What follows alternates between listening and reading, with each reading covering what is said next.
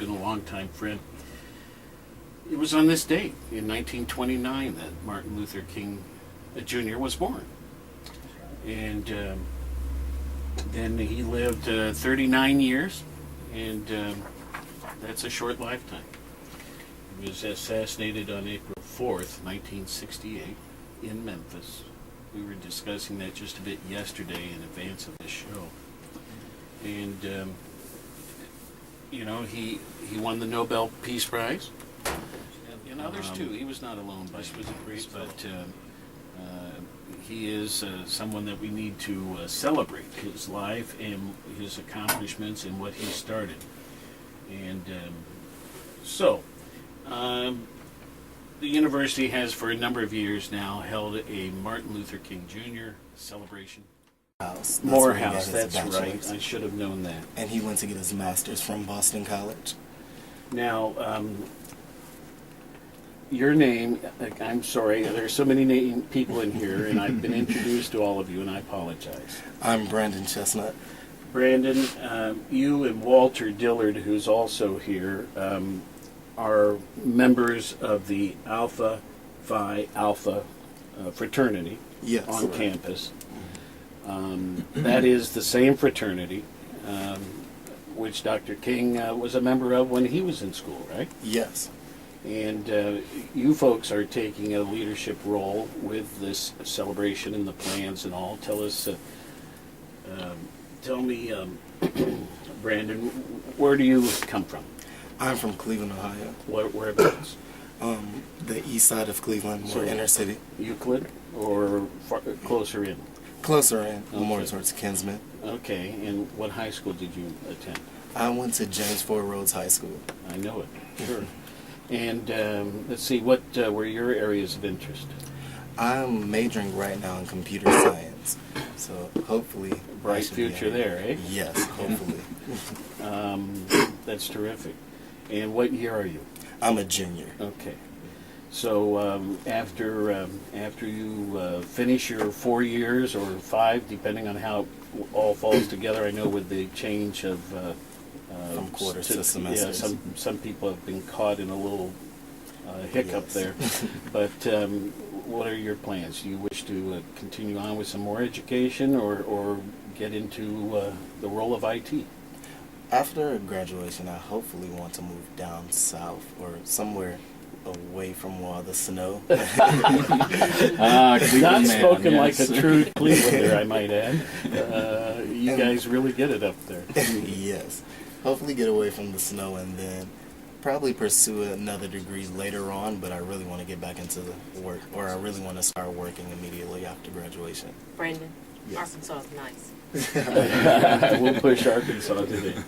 Walter, you also are what we might say a brother too, in terms of the fraternity to the late Dr. King. Where do you hail from? I'm also from Cleveland, Ohio. Get on that mic. Sorry about that. I'm also from Cleveland, Ohio as well. Similar area? I'm more from the Heights, University Heights. Oh, yes. Sure, correct. Know it well. Correct. I love Little Italy, you know. Oh, no, not... Well, not you know, I mean, it's just real nearby. I know what you're talking about. Sure. And I've played shows in Severance Hall. Okay. And which is kind of in the University Heights area. Okay. My daughter used to live up there when she worked in Cleveland. Well, now we're out in Northfield. We just moved about 5 years ago out to Northfield. Is that a little different? It's a lot more quiet. A lot less traffic lights. What about your interest area? I'm a social crim major. When I do it again? Sociology, criminology major. Okay. Yes, correct. When I graduate, I'm going to get my private investigator's license and hopefully get to D.C.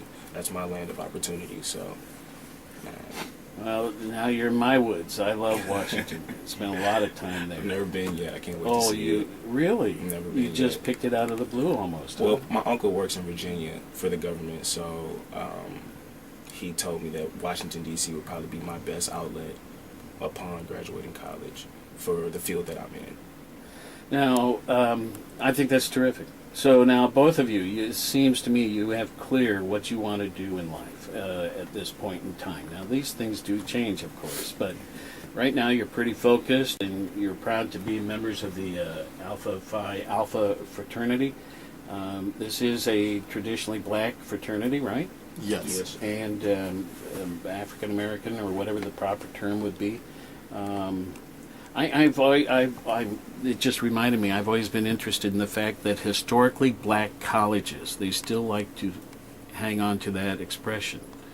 I think of Norfolk State and Hampton, now a university. When I knew it was Hampton Institute. And of course, there's a whole host of them around the nation. And let's see, we just had one of our vice presidents, help me, George. He's now president down in Kent Ken Smith. Ken Smith. Thank He's you. also a member of the fraternity. Langston University in Oklahoma. Another traditionally, historically, HBCU, yeah, great historically school. black. And it's interesting that so many of these historically black colleges now are working on their end of diversity and are having a significant white student body. Mm-hmm. And I think that's great, Mm-hmm. Well, anyway, radio station I used to own in Norfolk, Virginia, we did all the Hampton and Norfolk State games, We were the flagship. Those are two of the better, well-known HBCUs, as we would say, very rich history, and a lot of people are more familiar with those two universities than Absolutely.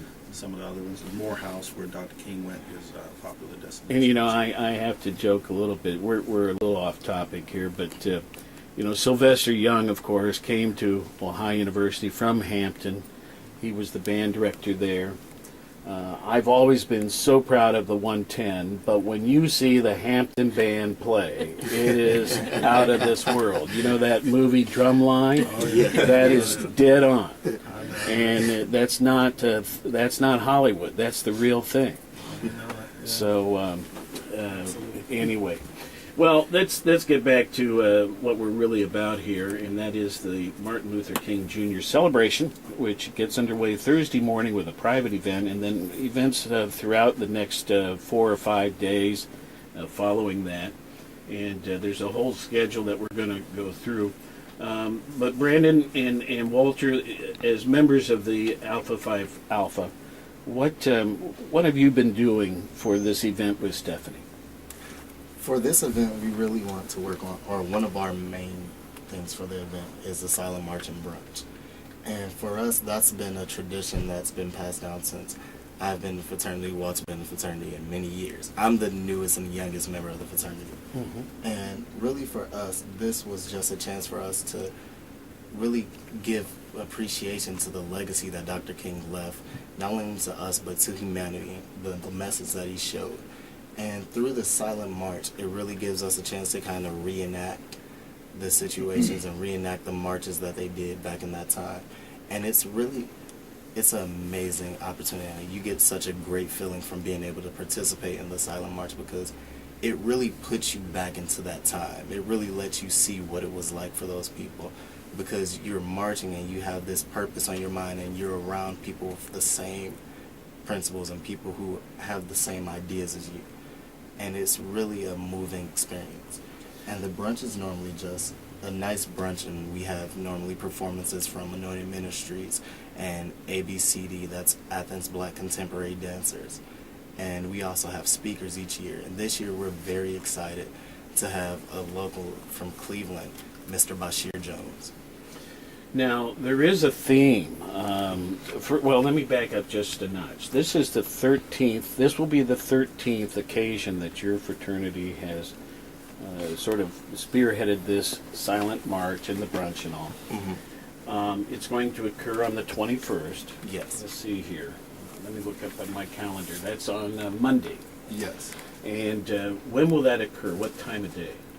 The march will begin at the Galbraith Chapel at Galbraith? 10. Yeah. Oh, yeah, the Galbraith Chapel at 10 a.m. And the brunch will begin at Baker University Center Ballroom at 11. The march, you don't need tickets for the march. Anyone can come out and support the march.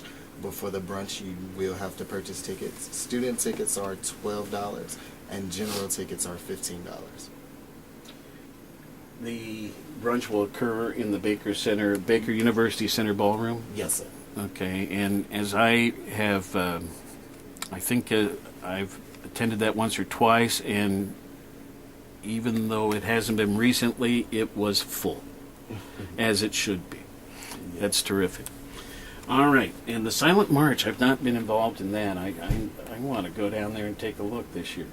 Oh, I would definitely encourage it. It is And a not great look, just experience. participate. I mean, you know, I want to, that would be a very moving experience, I think. It is a phenomenal experience. We walk through College Green and go through College Gate. We have actual signs that we try to recreate to duplicate the signs that they had back in the time. And just to hold the signs and to walk and see people walking hand in hand, it's such an amazing experience. And the community of Athens has been great in supporting the event because we often see people from Athens community, they bring out their kids and they walk along with their kids. And it's really a great sign that shows that the world is really moving forward. I started to mention, and then I realized I was getting ahead of myself. There is a theme this year. There has been a theme the last number of years, really. This year's theme, media-motivated movements. Who arrived at that? Stephanie? The MLK Celebration Committee, we began meeting with the co-chairs. Bashir Jones, he's a philanthropist from Cleveland. He's the president, he's the president and founder of the Bashir Jones Foundation. He graduated from Morehouse University, and he also is a graduate from the Martin Luther King High School in Cleveland. And I've met Bashir many years ago, back when I was in middle school, I believe. I met him at a barbershop, ironically. And isn't that the way it goes? You know? And I remember I met him as a young child, and I remember talking to him and some of the other guys in the barbershop. And this was a different barbershop from other ones that I've been to. And they really preached to me and really pushed me to try to do better in school and make sure that I went off and got a higher education. And I've seen him, I believe, a few years back, and we reestablished our connection and reestablished our relationship. And once I found out that what he was doing around the city, I said it was one of my goals to bring him down to Ohio University. And I'm so proud to say that we're able to have him this year because this has been a dream of mine since my freshman year. So. Well, it's neat to fulfill a dream, isn't it? Yes. Now, Bashir Jones, how did he make his mark? He does a lot of work around the city of Cleveland through his program, the BRIC program, that stands for Brothers, Respect, Intelligence, Conduct, and Knowledge. That's a program led by Tim Roberts that he's actively involved in. He also does a lot of work around the city. He speaks many places and does a lot of programs to encourage the youth, the same things that he installed in me, the things such as go off, try to get a higher level of education, don't confine to the area that you're in, don't let your situation define who you are. And those messages, he goes to high schools and preaches that to young men and young women to give them hope and to give them courage, because in a city like Cleveland, it's oftentimes those people in those inner cities feel like they don't really have that hope, they don't really have that outlet. And he teaches them to use words and through his spoken word, and he does different things in different scenarios and uses different metaphors to relate to those people so that they can understand his message and really take it for what it is. Has he been to Athens before? I am not sure. I will be interested to see what his impressions are, you know?